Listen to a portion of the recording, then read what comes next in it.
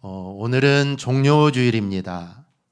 종료주일은 예수님께서 예루살렘에 입성하신 날을 기념하는 주일입니다. 예수님이 예루살렘에 입성하실 때 사람들이 종려나무 가지를 꺾어 흔들며 주님을 환영합니다. 그 일을 기념하고 종려나무를 흔들었기 때문에 종료주일로 우리가 지내게 됩니다. 말씀을 시작하기 전에 질문 하나 하고 시작하겠습니다. 여러분은 이 교회란 어떤 곳이다라고 생각을 하십니까? 교회는, 내가 생각하는 교회는 어떤 곳일까? 아마 좋은 이미지들이 아마 생각이 나겠죠. 교회는 천국이다, 아니면 쉼터다, 기도하는 곳이다, 예배하는 곳이다, 여러 가지 그런 생각들이 들 겁니다. 저는 오늘 말씀과 관련해서 조금 부정적인 의미의 교회에 관한 말씀을 좀 드리려고 합니다. 시작은 부정적이지만 사실 결론은 부정적이지 않습니다. 용서하시고 그렇게 들어주시기를 바랍니다. 저는 교회는 이 고물상이다라고 생각을 합니다. 여러분, 고물상이 왜 고물상일까요? 여러분, 고물상에 한번 가보십시오. 무엇 하나 쓸만한 물건이라고는 사실 찾아볼 수 없는 곳이 고물상입니다. 온통 찌그러지고 또 망가져서 버림받은 물건들이 모여서 아무렇게나 놓여 있는 곳, 바로 그것이 고물상입니다. 그러면 교회를 왜 고물상이라고 할까요? 사실 교회로 주님을 찾아오는 인생들을 가만히 보면 다 여기저기 찌그러진 다 고물들이기 때문입니다. 잘 나가는 인생들은 사실 예수님을 찾지 않습니다. 아쉬운 것이 없는데 무엇 하려고 가까운 교회당을 찾아와 1시간씩이나 머리를 조아려 기도하고 찬송하고 훈계를 듣습니까? 그런 사람들은 사실 지금 다 골프장에 있습니다. 해외여행을 떠나는 비행기 안에 있겠죠. 자동차에 몸을 싣고 해변으로 달리고 있을 겁니다. 그러니 얼마나 우리의 인생이 안 돼 보입니까? 우리 옆 사람에게 이렇게 한번 고백해 보십시다. 나의 고백이기도 하고 우리의 고백이기도 합니다. 참 안 되셨습니다. 참 안 되셨네요. 이렇게 좋은 날 왜 여기 와 계십니까? 그러나 여러분, 실망하지 마십시오. 고물상의 고철들이 여러분 늘 그 모양 그대로 남아있는 게 아닙니다. 끌어모아져서 용광로에 들어갔다 나오면 삐까번쩍한 자동차가 되고 냉장고가 되고 에어컨이 됩니다. 사실 사람들은 얼마나 쓸모가 있냐 기준에 따라 가치를 결정하고 선택을 합니다. 그래서 기능이 좀 떨어지는 것들은 다 버리죠. 우리도 물건을 쓰다가 고장나고 좀 기능이 좀 잘 되지 않으면 그냥 내다 버립니다. 맛이 없는 음식 사람들은 손을 잘 대지 않습니다. 그런데 이것이 물건에게만 적용되면 얼마나 좋겠습니까? 사람을 선택하는데도 이 기준이 여지없이 적용이 되죠.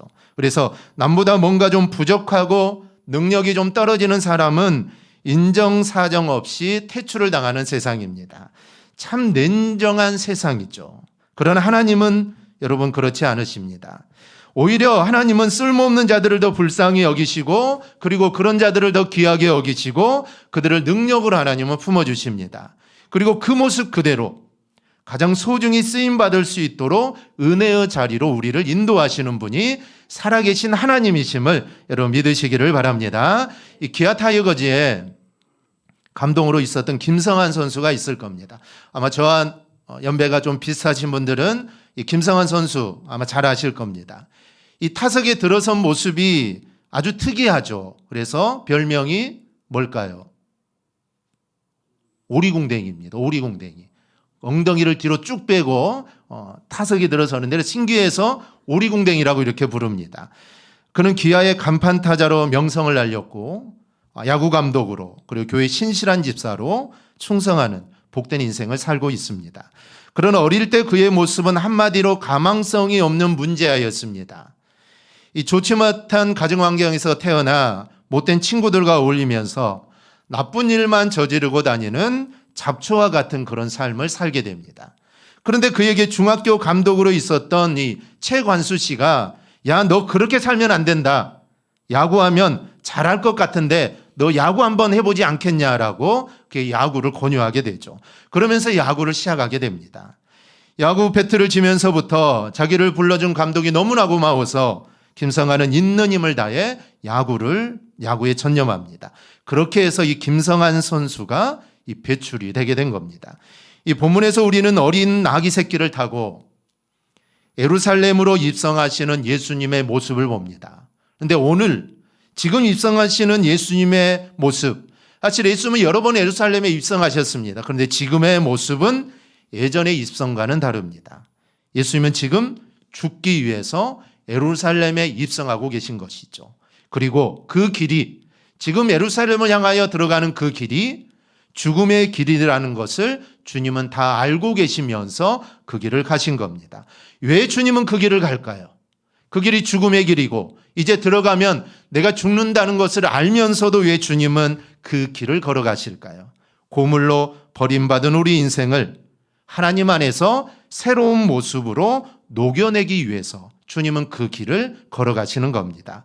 그 성령의 용광로에 뜨거운 불을 지피기 위해서, 십자가에 위해서 자신의 몸을 장작으로 불사르기 위해서 지금 예수님은 예루살렘으로 올라가시는 겁니다. 우리는 이날을 종려주일이라 하지만 사람들의 손에 지어졌던 종려나무 가지보다 더 소중한 그날의 소품이 하나 있습니다.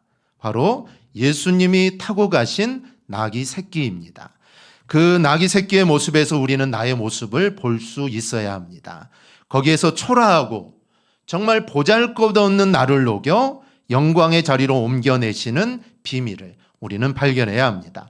먼저는 이 나귀의 낮아진 헌신이 나를 바꾸는 능력이다라는 것을 이 시간 우리가 깨달을 수 있기를 바랍니다. 오늘 본문에서 제일 먼저 눈에 들어오는 것은 대단한 환영 인파입니다. 큰 전쟁에서 이긴 마치 개선 장군이 들어오는 것처럼 예수님을 수많은 사람들이 나와 예수님을 환영하고 있습니다. 길에는 사람들이 빽빽하게 도열해 있고 일단의 무리들은 앞에서 길을 열며 뒤에서 따르면서 호산나 다윗의 자손이여 찬송하리로다 주의 이름으로 오시는 이여 가장 높은 곳에 호산나라고 하면서 그들은 외쳐댑니다. 여러분, 이스라엘 백성들이 왜 이토록 예수님을 열렬히 환영하고 있을까요? 예수님을 나라의 독립을 되찾으실 왕으로 생각하기 때문입니다. 나라의 주권을 잃어버린 지 500년이 넘었습니다. 포로로 잡혀가기도 했죠. 일시적으로 왕이 있기도 했지만 거의 대부분 이민족의 지배 아래 있었습니다. 당시에도 왕은 있었습니다. 헤롯이라는 왕이 유대를 다스리고 있었지만 그거는 명분일 뿐 실권은 로마가 쥐고 있습니다. 그런데 죽은 자를 살리고 소경의 눈을 뜨게 하고 안전뱅이를 일으켜 세우는 분이 나타난 겁니다. 물고기 2마리, 떡 5개로 5,000명을 먹이십니다. 사람들은 바로 이분이 우리가 기다리던 메시아, 즉 우리를 로마로부터 해방시켜줄 우리의 왕이다라는 것을 그들은 전혀 의심하지 않습니다. 그런데 그분이 드디어 예루살렘에 들어오신다니 사람들이 모두 다 몰려 나온 겁니다. 그런데 왕의 위엄을 갖추려면 사실 말을 타고 근엄한 모습으로 들어와야 합니다. 말 중에서도 백마 정도는 타고 성으로 들어와야 사람들의 환호를 받을 건데, 그런데 왕으로 오시는 그분은 나귀를 타십니다. 그것도 무게를 감당하기 어려운 새끼를 타신 겁니다. 그리고 아무도 사람을 태워보지 않은 나귀였으니 이 나귀가 사람을 태울 줄이나 알겠습니까? 꼭 다 큰 어른이 마치 아이들이 타는 세벌 자전거를 타고 지금 거리를 행진하는 아마 그런 모습과 아마 비슷할 겁니다. 그런데 왜 예수님은 이렇게 어울리지 않는 나귀 새끼를 타고 예루살렘에 입성하실까요? 그 이유는 왕은 왕이로되, 즉 만왕의 왕은 왕이로되 겸손한 왕이라는 것을 우리에게 보여주시는 겁니다. 권력을 휘두르는 왕이 아니라는 것이죠. 모든 사람을 섬기는 겸손의 왕으로 내가 왔다라는 것을 오늘 주님은 말씀합니다. 이 장면에서 우리는 눈에 초점을 낮추어 예수님을 모시고 가는 나귀 새끼를 볼 수 있어야 합니다. 보잘것없는 나귀로 태어나 만왕의 왕을 등에 업고 갑니다. 짐승이요. 그래, 짐승의 새끼로 하나님의 아들 메시아를 이 나귀는 지금 모시고 가는 겁니다. 여러분, 이런 영광을 받은 짐승이 어디 있습니까? 인류를 구원하러 예루살렘으로 들어가시는 인류의 역사 중 가장 놀라운 일을 이루는 견인차의 역할을 이 나귀 새끼가 지금 하고 있는 겁니다. 우리도 이뤄야 합니다. 사실 우리의 모습이 보잘것없어도 주님께 쓰임받는 인생이 우리는 되어야 합니다. 아무것도 할 줄 모르는 정말 철부지 나귀 새끼와 같지만 인류 구원이라는 대명제를 이끄는 사명자의 역할을 우리는 감당할 수 있어야 합니다. 그 비결은 주님 앞에서 나를 낮추는 여러분 겸손에 있습니다. 여러분 겸손하지 못하면 여러분 우리는 주님을 절대로 모실 수 없습니다. 여러분 이게 헌신입니다. 여러분 헌신이라는 것은 거창한 것이 아닙니다. 헌신은 주님이 내가 너를 쓰겠다고 했을 때 내 전부를 드릴 수 있는 것, 이게 바로 여러분 헌신입니다. 내가 어떤 모습으로 있느냐, 사실 그거는 중요하지 않습니다. 쓰시는 분이 중요하죠.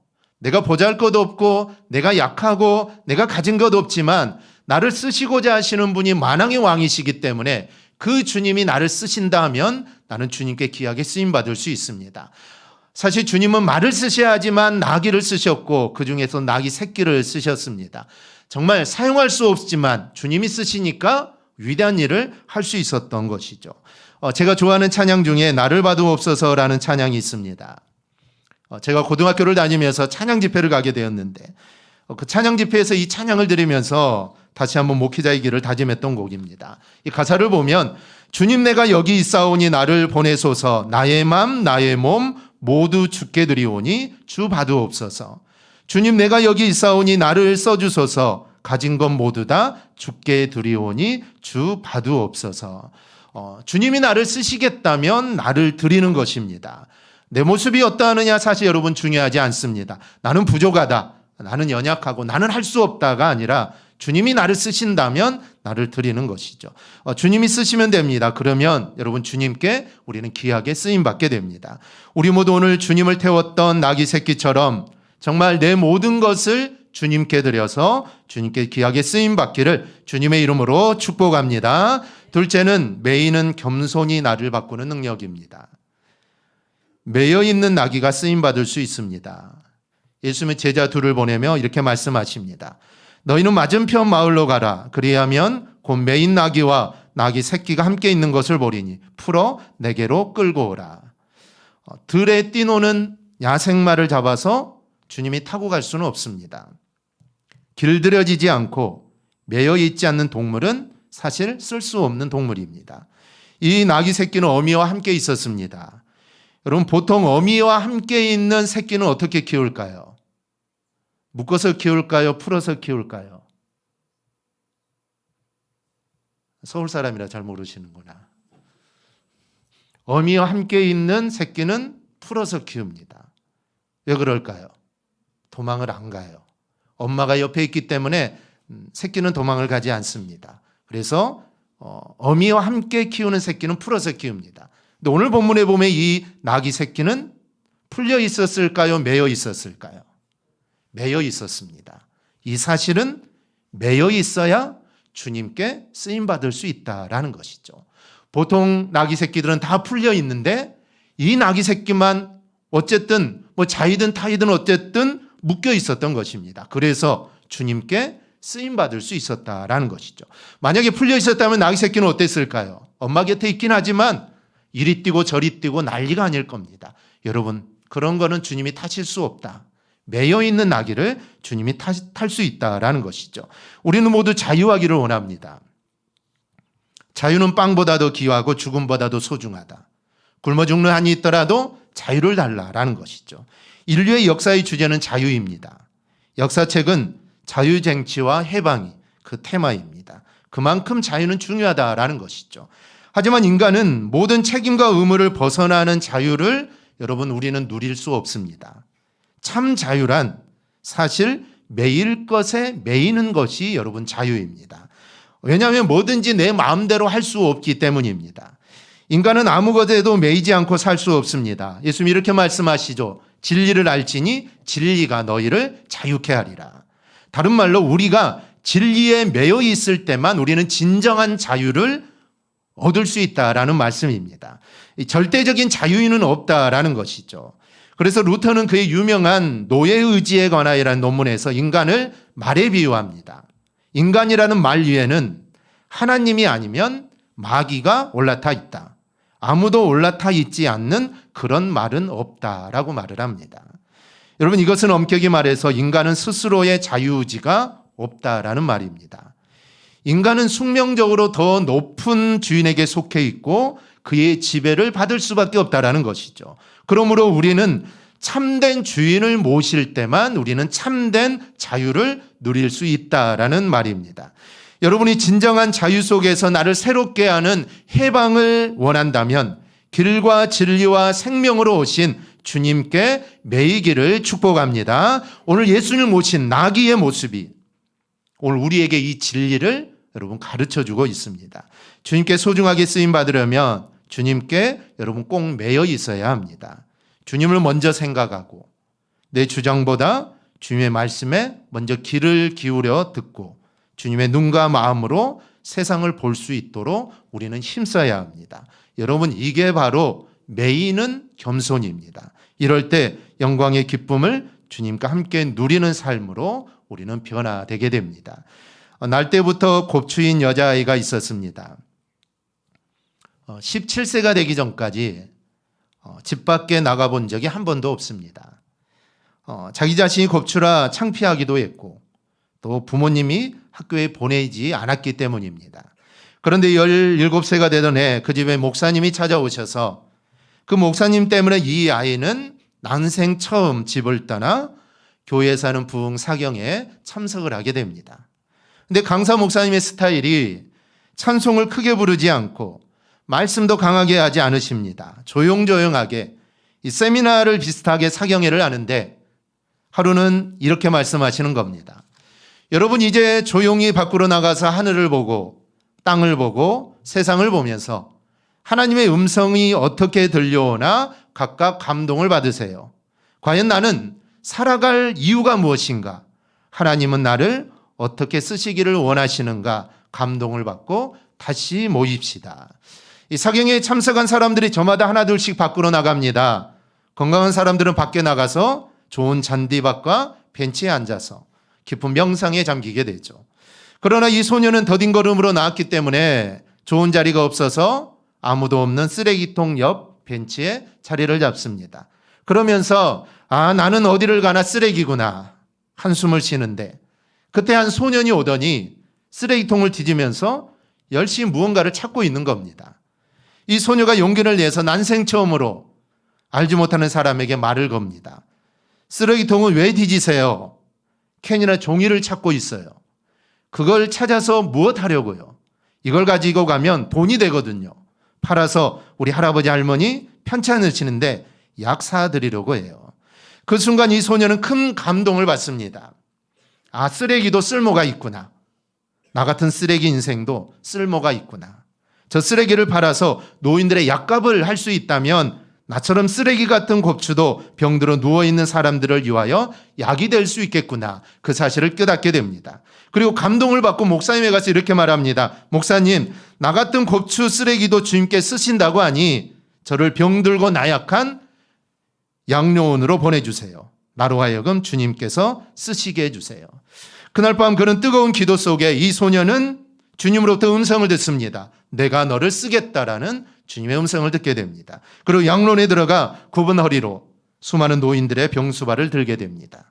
오히려 건강한 사람보다 그리고 키 큰 사람보다 이 곱추가 노인들을 섬기는데 훨씬 더 좋았던 겁니다. 이 곱추 소녀가 노인들을 섬긴 이후에 이 소녀가 들어가면 병든 할머니와 할아버지들의 마음에 감동이 일어납니다. 마치 예수님을 보는 것 같았다라고 합니다. 이 곱추 소녀는 이제 곱추 소녀가 아닙니다. 하늘이 보낸 천사요. 그를 통해 나타나는 주님의 사랑이 땅을 진동시키는 역사가 이 소녀를 통해 일어나게 되는 겁니다. 여러분, 지금도 주님께서는 정말 나귀 새끼와 같이 미천한 우리를 영광의 개선잔치에 옮겨놓고 싶어 하십니다. 이 놀라운 역사를 맛보기 위해 우리에게 필요한 것은 주님을 모시기 위해 낮아지는 헌신입니다. 그리고 진리에 매이는 겸손입니다. 언제든지 주님이 나를 쓰시겠다 하실 때, 내가 너를 좀 사용해야겠다, 내가 너를 좀 써야겠다 하실 때 나를 진리의 자리에 여러분 매어 놓아야 합니다. 여러분, 매어 있지 않으면 주님께 쓰임 받을 수 없습니다. 말씀에, 성령에 매어 있을 때만 주님이 내가 너를 쓰겠다 할 때 우리는 쓰임 받을 수 있게 되는 것입니다. 그리고 부르실 때 가장 낮은, 가장 나를 낮춘 모습으로 우리는 헌신할 수 있어야 합니다. 이제 한 주간 고난 주간이 시작됩니다. 사실 오늘 종료주일부터 이제 고난 주간이 시작되지만 한 주간 우리 이 고난 주간이 이 두 가지를 깊이 생각하며 이 두 가지를 내 것으로 만드는 그런 고난 주간이 꼭 될 수 있기를 바랍니다. 우리는 낮아지고 낮아지는 모습이 있어야 합니다. 여러분, 교만한 자 하나님은 절대로 쓰지 않습니다. 그 사람이 아무리 능력이 많고 아무리 위대하더라도 이 교만한 자는 하나님이 그 사람을 절대로 쓰지 않습니다. 사실 우리 이런 모습들을 얼마나 많이 봅니까? 뉴스를 통해서도 보고 참 겸손한 분인 줄 알았는데, 참 하나님의 일을 하는 분인 줄 알았는데 사실 그렇지 못한 모습들 우리가 뉴스를 통해 얼마나 많이 봅니까? 하나님은 겸손한 자를 쓰시는 것입니다. 겸손한 자를 통해 하나님의 놀라운 일들을 하십니다. 그래서 우리는 겸손해야 하고 매여 있어야 합니다. 그럴 때 하나님이 나를 귀하게 쓰신다라는 이 사실을 우리를 잊지 말고 우리 모두 정말 하나님께 오늘 본문에 나온 이 나귀 새끼처럼 하나님께 귀하게 쓰임받는 믿음의 성도들이 다 될 수 있기를 주님의 이름으로 축원합니다. 아멘. 기도하겠습니다.